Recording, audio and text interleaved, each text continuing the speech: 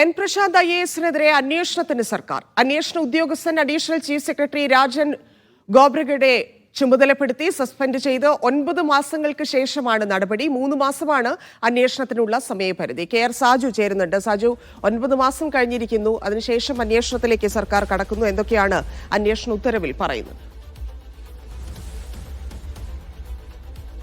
ഇപ്പോഴത്തെ ചീഫ് സെക്രട്ടറിയായ N ജയതിലകനും അതുപോലെ തന്നെ വ്യവസായ വകുപ്പ് സെക്രട്ടറി ആയിരുന്ന ഗോപാലകൃഷ്ണൻ IAS-നുമെതിരെ ഫേസ്ബുക്കിലൂടെ പരസ്യമായ വിമർശനം ഉന്നയിച്ചതിനായിരുന്നു N പ്രശാന്ത് IAS-നെ സസ്പെൻഡ് ചെയ്തിരുന്നത്. ഈ സസ്പെൻഷൻ കാലയളവ് ഇപ്പോൾ 9 മാസം പിന്നിട്ടിരിക്കുന്നു. അതായത് സസ്പെൻഷൻ ഇതിനിടയിൽ 3 തവണ പുതുക്കുകയും ചെയ്തിട്ടുണ്ട്.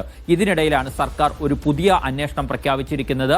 അത് സസ്പെൻഷൻ സംബന്ധിച്ച ചാർജ് മെമ്മോയ്ക്ക് N പ്രശാന്ത് നൽകിയ മറുപടികൾ തള്ളിക്കൊണ്ടാണ് ഇത്തരത്തിൽ ഒരു നിലപാടിലേക്ക് സംസ്ഥാന സർക്കാർ എത്തിയിരിക്കുന്നത്. ആരോഗ്യവകുപ്പിന്റെ അഡീഷണൽ ചീഫ് സെക്രട്ടറിയായ രാജൻ ഗോബ്രഗഡെയും ആണ് അന്വേഷണ ഉദ്യോഗസ്ഥൻ. Principal secretary Tinku Biswal IAS presenting officer ആയിരിക്കും എന്നാണ് സർക്കാർ പുറത്തിറക്കിയിരിക്കുന്ന ഉത്തരവിൽ വിശദീകരിക്കുന്നത്. ഇതുമായി ബന്ധപ്പെട്ട ചില കാര്യങ്ങൾ കൂടിയുണ്ട്. നമുക്കറിയാം, ഞാൻ നേരത്തെ സൂചിപ്പിച്ചു, 9 മാസമായി ഇപ്പോൾ N പ്രശാന്തിന്റെ സസ്പെൻഷൻ നടന്നിട്ട് അഖിലേന്ത്യാ സർവീസ് ചട്ടങ്ങൾ പ്രകാരം 6 മാസത്തിനുള്ളിൽ അന്വേഷണം പ്രഖ്യാപിക്കേണ്ടതാണ്. എന്നാൽ വീണ്ടും വൈകിക്കൊണ്ടാണ് സംസ്ഥാന സർക്കാർ ഒരു അന്വേഷണത്തിലേക്ക് പോയിരിക്കുന്നത് എന്നാണ് നമുക്ക് മനസ്സിലാക്കാൻ കഴിയുന്നത്. ഇതൊരു ഹിയറിംഗ് സ്വഭാവത്തിലുള്ള അന്വേഷണമാണ്. വേണമെങ്കിൽ N പ്രശാന്തിന് തന്നെ വന്ന് തന്റെ കാര്യങ്ങൾ ബോധ്യപ്പെടുത്തുകയും വാദമുന്നയിക്കുകയും ചെയ്യാം. അല്ലെങ്കിൽ ഒരു അഭിഭാഷകനെ ചുമതലപ്പെടുത്തിക്കൊണ്ട് ഇത്തരത്തിൽ വാദമുഖങ്ങൾ ഉന്നയിക്കാനും കഴിയുന്ന രീതിയിലുള്ള ഒരു അന്വേഷണമാണ് പ്രഖ്യാപിച്ചിരിക്കുന്നത്. അന്വേഷണത്തിനുള്ള സമയപരിധിയായി 3 മാസമാണ് ഉത്തരവിൽ വിശദീകരിക്കുന്നത്.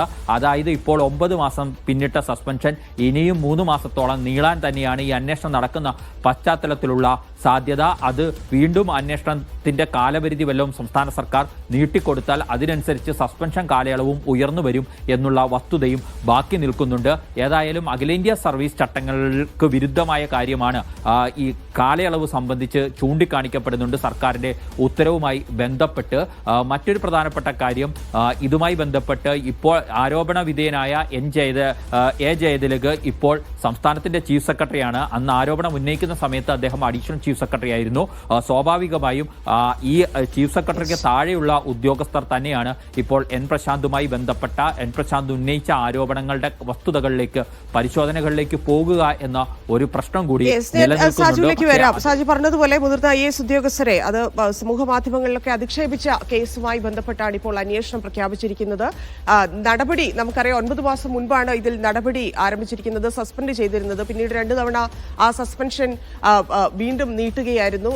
ഇപ്പോൾ അഡീഷണൽ ചീഫ് സെക്രട്ടറി അന്വേഷിക്കും എന്നുള്ള ഉത്തരവാണ്. അതിലും ചെറിയൊരു ഒരു അപാകത അതിൽ തോന്നുന്നുണ്ട്. കാരണം അന്ന് ഏറ്റവും കൂടുതൽ ആക്ഷേപം പ്രശാന്ത് ഉന്നയിച്ചിരിക്കുന്നത് ജയതിലകിനെതിരെയാണ്. ജയതിലക് ചീഫ് സെക്രട്ടറി ആയിരുന്ന സമയത്താണ് അത്തരത്തിൽ ഉള്ള ഒരു ആരോപണമൊക്കെ ഉണ്ടായിരുന്നത്. പക്ഷേ ഇപ്പോൾ അന്വേഷണം നടത്തുന്നത് ചീഫ് സെക്രട്ടറിക്ക് നേരിട്ട് റിപ്പോർട്ട് ചെയ്യുന്നവരാണ് എന്നുള്ളതാണ്. അതായത് അഡീഷണൽ ചീഫ് സെക്രട്ടറിയാണ് ഇത് അന്വേഷിക്കുന്നത് എന്നുള്ളതാണ്. എന്തായാലും സർക്കാർ അന്വേഷണത്തിലേക്ക് കടന്നിരിക്കുന്നു എന്നുള്ളതാണ്. കുറ്റപത്ര മെമ്മോയ്ക്ക് പ്രശാന്ത് നൽകിയിരിക്കുന്ന മറുപടിയെല്ലാം തള്ളുന്നതായും അന്വേഷണ ഉത്തരവിൽ പറയുന്നു എന്ന് മനസ്സിലാക്കുന്നു. മെമ്മോയിലെ കുറ്റങ്ങളെല്ലാം നിഷേധിച്ചുവെന്നും ഇതിന് പറയുന്ന ന്യായങ്ങൾ അംഗീകരിക്കാൻ കഴിയില്ലെന്നുമാണ് സർക്കാർ റിപ്പോർട്ടിലൂടെ വ്യക്തമാക്കുന്നത്. എന്തായാലും N പ്രശാന്ത് IAS-നെതിരെ അന്വേഷണത്തിനാണ് സർക്കാർ തയ്യാറായിരിക്കുന്നത്. അഡീഷണൽ ചീഫ് സെക്രട്ടറിക്കാണ് ഇതിൽ അന്വേഷണ ചുമതല.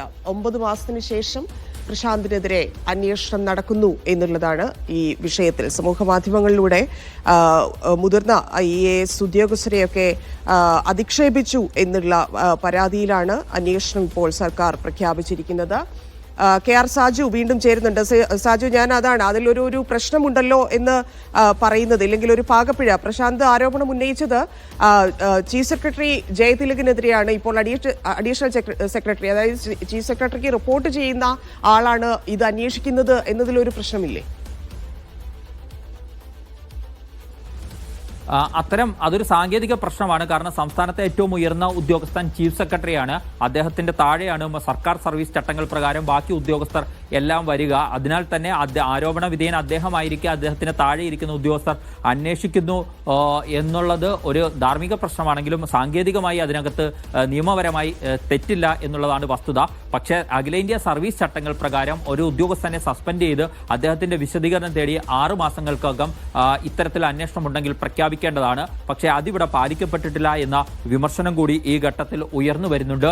ഇതുമായി ബന്ധപ്പെട്ട് ഇന്നൊരു ഫേസ്ബുക്ക് പോസ്റ്റ് ഈ വാർത്തയുമായി ബന്ധപ്പെട്ട് തന്നെ എൻ പ്രശാന്ത് പങ്കുവച്ചിട്ടുണ്ട്. അതങ്ങ് അവസാനിപ്പിക്കുന്നത് മുമ്പ് പറഞ്ഞ കാര്യങ്ങളൊക്കെ തന്നെയാണ് സൂചിപ്പിച്ചുകൊണ്ടാണെങ്കിലും അവസാനിപ്പിക്കുന്നത് ഇങ്ങനെയാണ്. 2008 മസൂറിയിൽ ട്രെയിനിങ് കഴിഞ്ഞ് ബഹുമാനപ്പെട്ട മുൻ മുഖ്യമന്ത്രി VSന്റെ മുന്നിലാണ് ഞാനും എൻ്റെ ബാച്ച്മേറ്റ് ശ്രീ അജിത് പട്ടേലും റിപ്പോർട്ട് ചെയ്യുന്നത്. കൂടുതൽ പറയുന്നില്ല. തെളിവ് വസ്തുനിഷ്ഠമായ ആരോപണവും അധിക്ഷേപവും തമ്മിലുള്ള വ്യത്യാസം നാട്ടുകാർക്ക് അറിയാം എന്നാണ് അദ്ദേഹം ഇതുമായി ബന്ധപ്പെട്ട തന്നെ ഒരു വാർത്ത കോട്ട് ചെയ്തുകൊണ്ട് വിശദീകരിക്കുന്നത്. അതാർക്കുള്ള മറുപടിയാണ് എന്ന് നമുക്ക് ഈ ഉത്തരവിന്റെ വാർത്ത പുറത്തു വന്ന പിന്നാലെയുള്ള വാർത്ത കൂടി കോട്ട് ചെയ്തുകൊണ്ടാണ് അദ്ദേഹം ഇത്തരത്തിലൊരു കാര്യം പറയുന്നത്.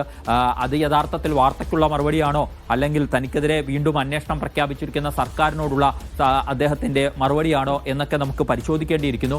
ഏതായാലും ഒരു കാര്യം വ്യക്തമാണ്, എൻ പ്രശാന്തുമായി ബന്ധപ്പെട്ട് വിശദമായ അന്വേഷണത്തിലേക്ക് പോകാനാണ് സംസ്ഥാന